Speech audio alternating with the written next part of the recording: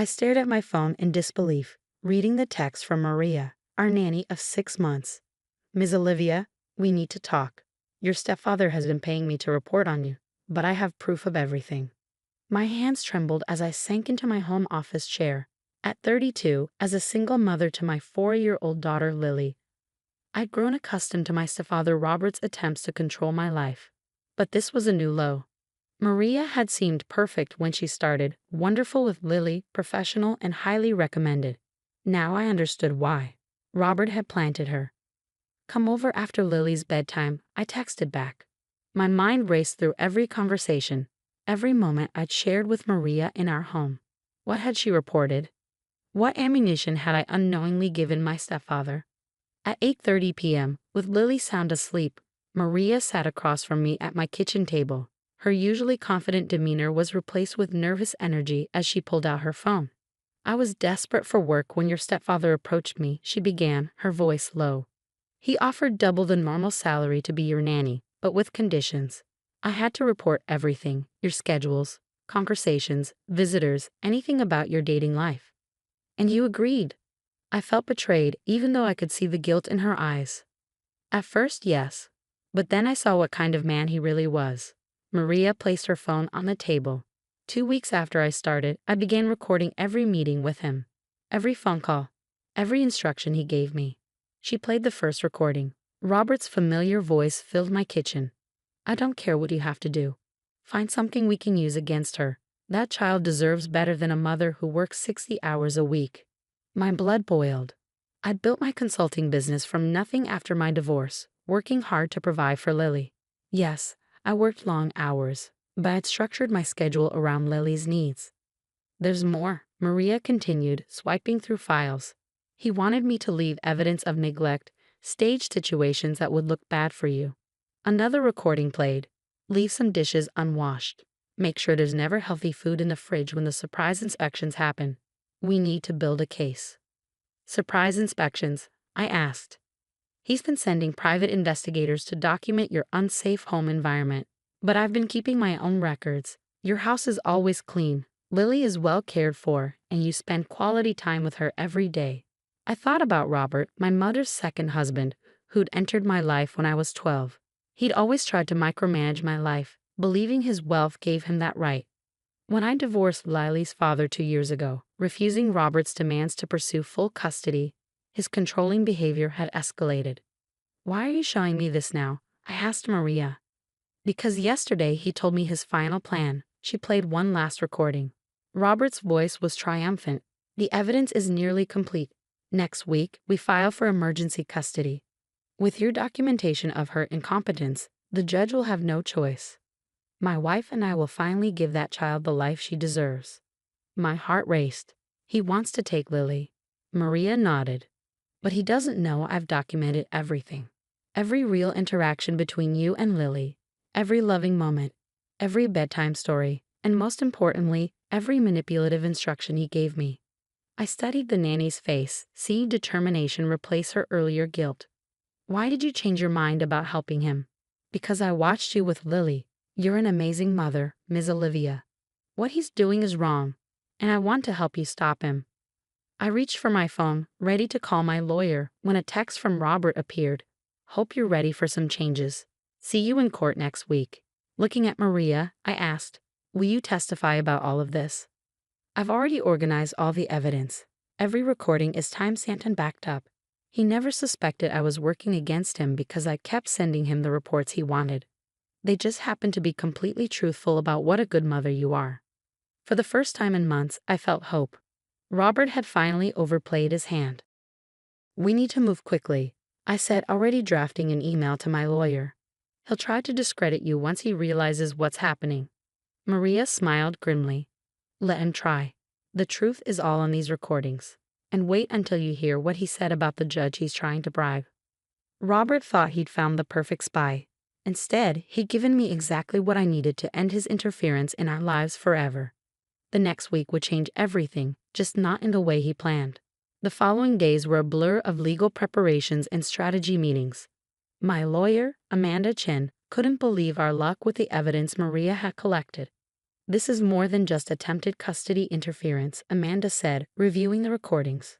We're looking at potential criminal charges for attempted bribery of a court official. We were in her office, listening to Robert's most damning conversation. Judge Peterson owes me. Once I make another donation to his re-election campaign, he'll see things our way. No judge would leave a child with a mother who's never home. Maria sat beside me, providing context for each recording. He made that call right after telling me to start documenting every minute Ms. Olivia spent working. He wanted me to exaggerate her absence. But you didn't, I said, still amazed by her loyalty. No, I kept accurate records instead. You work from home 3 days a week, have breakfast and dinner with Lily every day, and never miss her important moments. The truth was your best defense.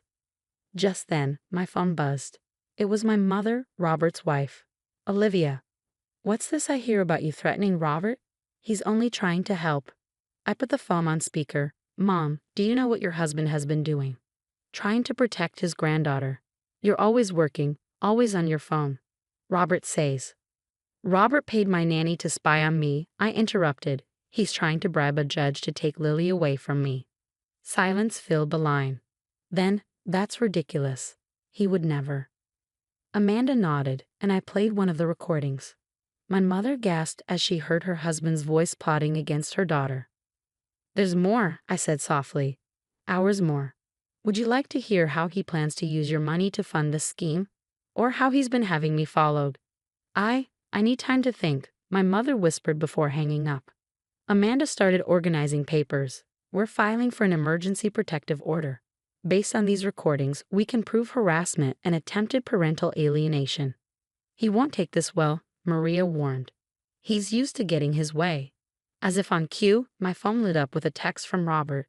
Just heard you're spreading lies about me. Remember who paid for your first car, your college. Don't make me your enemy. I showed the message to Amanda, who added it to her growing file. Classic intimidation. He's digging his own grave. That evening, while Maria stayed with Lily, I met my mother at a cafe. She looked tired, her usually perfect makeup slightly smudged. I confronted him, she said, stirring her untouched coffee. He said it was all taken out of context, that he was protecting Lily from your neglect. And you believe him? She pulled out her phone, playing a recording of her own. Robert's voice filled our quiet corner. Of course I paid the nanny. Someone needs to document how unfit Olivia is. Once we have custody, we can raise Lily properly. Your daughter never deserved to be a mother. I recorded him without knowing about your evidence, my mother said, her voice breaking. I needed to know the truth. I reached across the table, taking her hand. Help us stop him, Mom. She squeezed my hand back. I already called my lawyer this morning. I'm filing for divorce.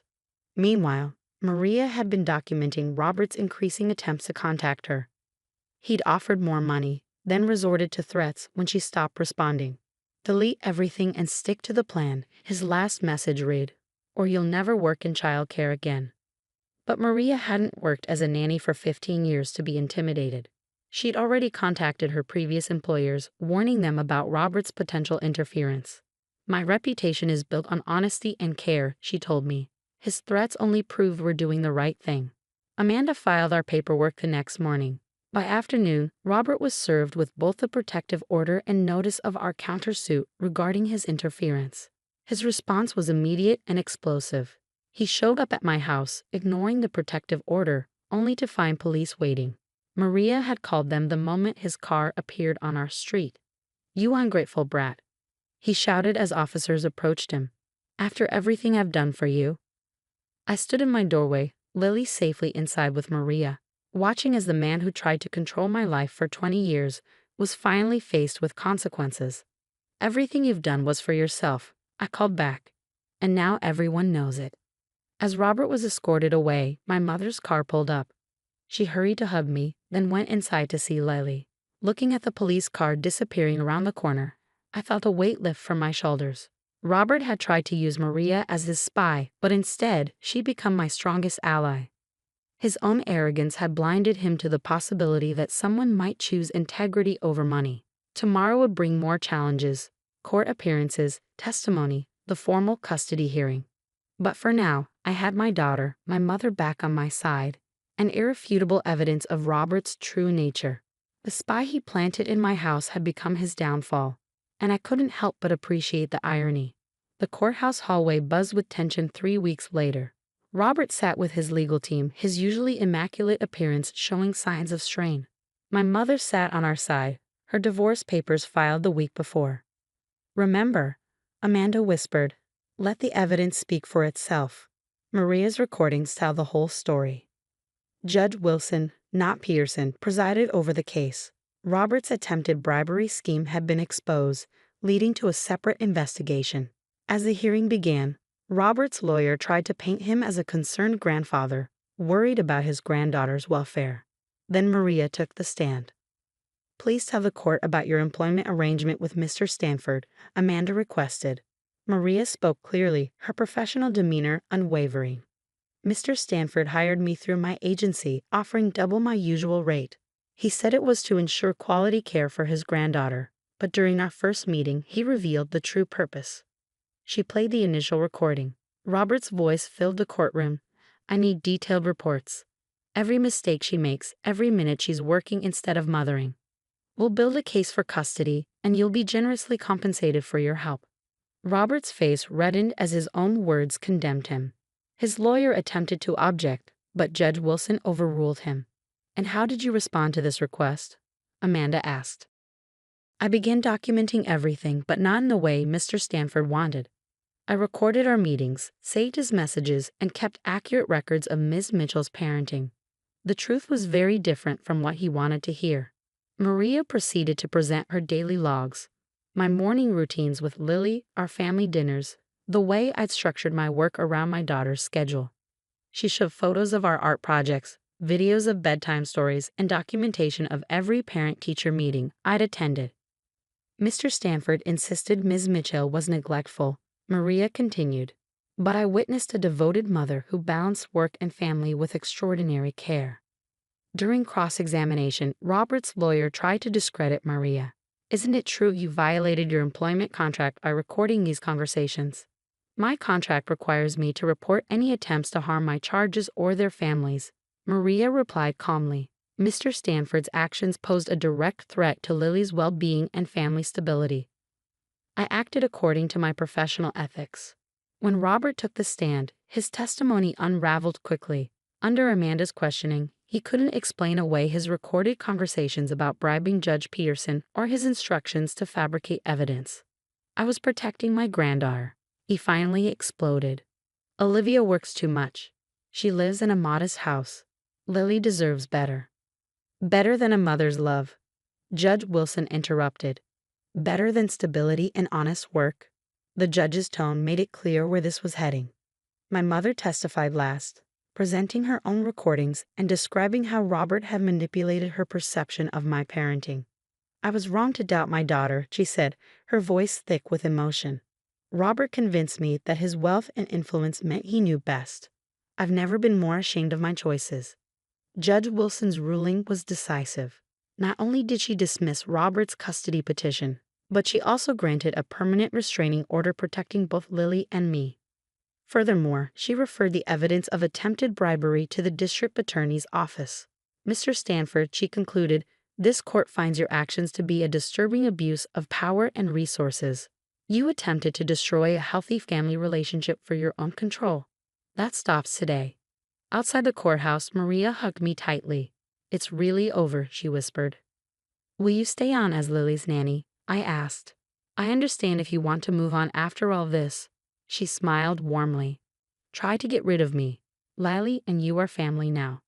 My mother approached hesitantly. "The house feels too big now that Robert's gone. Maybe I could visit more often. Get to know my granddaughter properly this time." "We'd like that," I replied, watching Lily show Maria her new drawing.